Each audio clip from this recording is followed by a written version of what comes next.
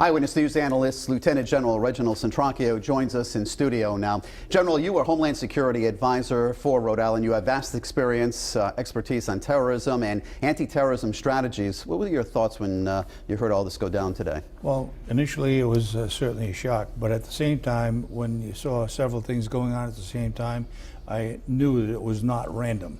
It was obviously something that was well planned. It's one thing you can get from suspects who are alive, but what type of clues can you get immediately from terrorists who were killed? The first thing that would come to mind would be some kind of written document as to time frame, what you should do at a particular time, looking at particular places in the city, and looking at whether in fact you can tie it to another place, and knowing that it's obviously a well-organized attack.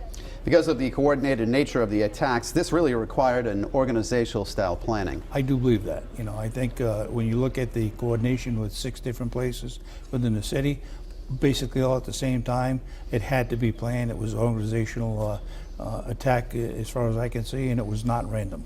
We heard it at least in the theater that they walked in all dressed in black with AK-47s. It was amazing that they were able to get in there with a lack of security. Listening to some of the eyewitness reports, apparently there wasn't very much security. Nothing was checked as they walked in, and apparently that's how they got in. No one was checking them at the door. There's no security, very poor at best, according to those that were on the scene. All right, General will join us at 10:30 with more thoughts on what's going on in Paris and what happens closer to home. Thank you, General. Shannon? Eyewitness News analyst Lieutenant General Reginald Centracchio joins us again live in studio. General, really Paris is no stranger to violence, have experienced several attacks over the last few years. Why are they the target of extremists? They are the international city, psychologically, as well as easy access. And apparently in this particular case, very easy to be able to have 6 attacks take place within the same geographic of mainland or the main city of Paris. Tremendous psychological impact there.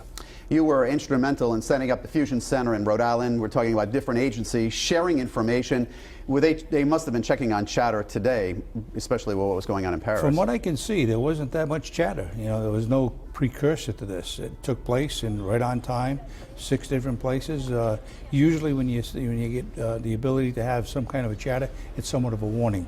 That apparently didn't take place in this case. Why heighten security in the big cities like New York and Boston now? Once again, psychological and preparedness. There's always a possibility that you would see either a follow-on attack by maybe the same group, or maybe someone gets an idea and we have a lone wolf taking advantage of this and doing something that would mimic what he just saw in Paris. And the General will have more thoughts coming up on Eyewitness News at 11 over on WPRI 12.